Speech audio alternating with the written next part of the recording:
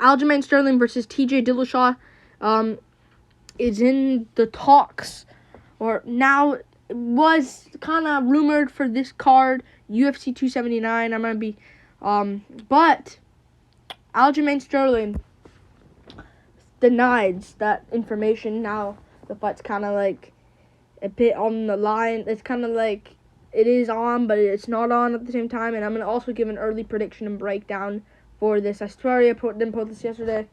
I was recording it, but I had to pause it, so I couldn't re-record it and I couldn't post it. But yeah, Aljamain Sterling. Let's talk about it first. Aljamain Sterling. Aljamain Sterling.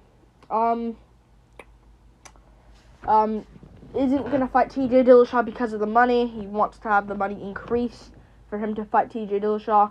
And I think Aljamain Sterling's an absolute clown for this. Yeah, I think he's an absolute clown. I think he's a clown. You're not worth anything, man. Look at Aljamain Sterling's YouTube posts. He has like 1K views. So stupid from Sterling, man. He's actually kind of dumb. He's a clown. He's so stupid, Sterling. You have 1K views. I think one video for like 2 weeks ago has like 886 views. Stupid. And he has like 1.9K views on like the Joe Rogan behind the scenes podcast. Joe Rogan, the biggest podcast in the world. 1.9K views behind the scenes. We're talking about the undisputed UFC bantamweight champion of the world, Aljamain Sterling. That's what I'm looking at right now, and it's worrying for Sterling, man. And I think Sterling's annoying, man. I think he's very annoying here. Fight TJ Dillashaw. Fight one of these guys. I'm gonna go to UFC page right now. There's no one else to fight, cause he's not accepting the Dillashaw fight. There's no one else to actually fight. You're not gonna. A lot of people are also booked right now. We're gonna be seeing Jose Aldo versus Rob Dvalishvili. We're gonna see that fight really soon. That fight not soon, but it just got booked. Marlon Vera is fighting Dominic Cruz, which is also booked. Rob Font, of course, he's not gonna fight Font. He's coming off a losing streak, and plus Font can't turn around.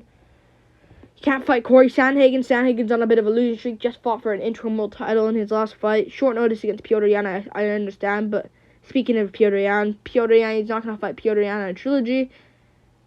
It has to be Dillashaw. I know there's Cejudo, but UFC won't let Cejudo come back. And maybe Sterling wants that instead.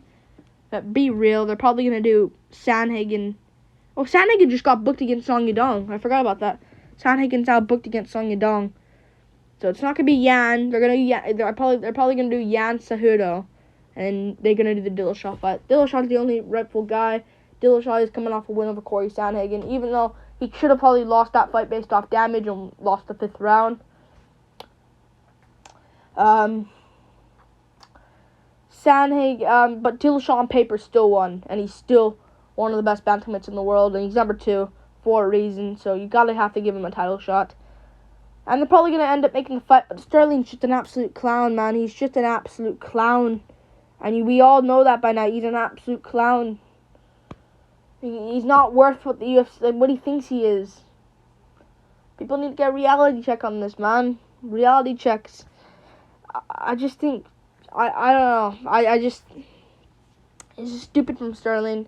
It ain't actually what he's worth. We'll see what happens, though. He just isn't what he's worth, though, man. He just isn't what he's worth, and he's gonna have to realize that,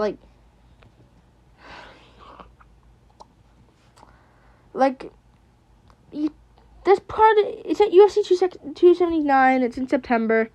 They're probably gonna have John Jones versus Stipe Miocic for the interim UFC heavyweight championship if he they're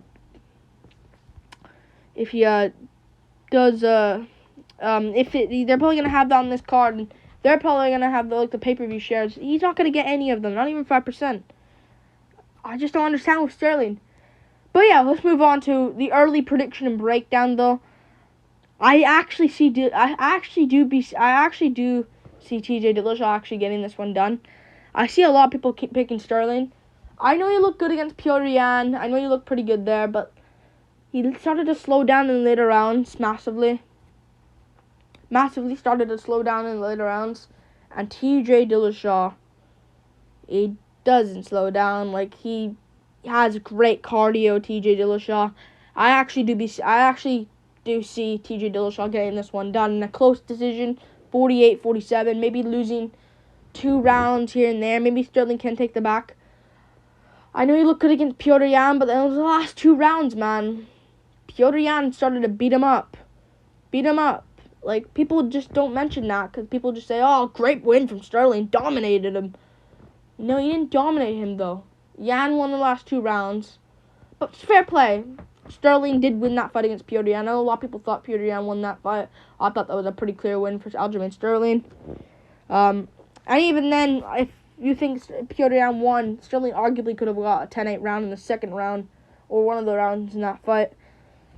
I don't think he did, but I think Sterling won that. He could do it here on Dillashaw. Sterling is in his prime. I understand Sterling is in his prime. I just don't see him beating TJ Dillashaw. I think Dillashaw's a bit more calculated. Not calculated than Yan, but I think Yan, he wasn't with his corner. Against Aljamain Sterling. He had a translator in his corner and a couple of other guys with him. It wasn't actually his real corner with him. So that's another thing. It's an early prediction, alright? It's still an early prediction, so I don't know. I just think TJ's going to get it done. I think he'll be calculated enough here, and I think they're probably going to be fighting in America as well. So yeah, it's not going to be any worries. He's also in America, and there won't be any worries of him like Yan, like, oh, can't enter the country. But yeah, I am gonna pick Aljamain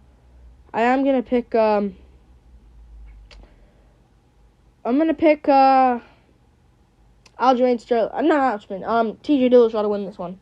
I think TJ Dillashaw gets it. I think he knows Sterling's a bit of a clown, in a way. He knows Sterling, like, he wants to get him. But Dillashaw could lose, but I just don't see him losing on the feet, and I just don't see him. He could get out grappled, but Dillashaw has good scrambles here and there, and I think he'll cruise to, like, maybe the last 3 rounds against Aljamain Sterling, win the title, and move on. And maybe be one of the greatest bantamweights on planet Earth. I know Dominic Cruz is in that conversation, maybe number 1 ahead of Dillashaw. He did defeat TJ Dillashaw, but Dillashaw wins. You can maybe argue that. But yeah, Sterling, he's a bit of a clown, though, man. You got to admit, he's a bit of a clown. But just, whatever. He's a bit of one, because, like, he's so stupid, because, you're not what the UFC's worth, man. Just saying. Accept the fight. You're not going to get Cejudo. You're not going to get Yan in a trilogy. Dillashaw's the guy. I thought you called him out. Now you don't want to fight him? He wants to fight you. Accept the fight. Whatever, though. Bit weird from Sterling. It's a bit weird, but I just don't know what he's doing. What games he's playing. I think Dillashaw gets it, though. Early prediction and breakdown. And yeah, Sterling is quite underrated, though. But Dillashaw I think's better. Early prediction, though. I might change my prediction. It's a very 50-50 fight. Dillashaw, the odds are stupid. It's 50-50 on Topology, but I think Sterling was like a minus 220 favorite. Absolutely ridiculous. So, yeah, I think Dillashaw, I'm going to bet there as an underdog. It's 50-50, but I'm leaning Dillashaw. But yeah, like and subscribe. Thank you for watching. This is an early prediction and breakdown for Aljamain Sterling versus TJ Dillashaw. And yeah, peace.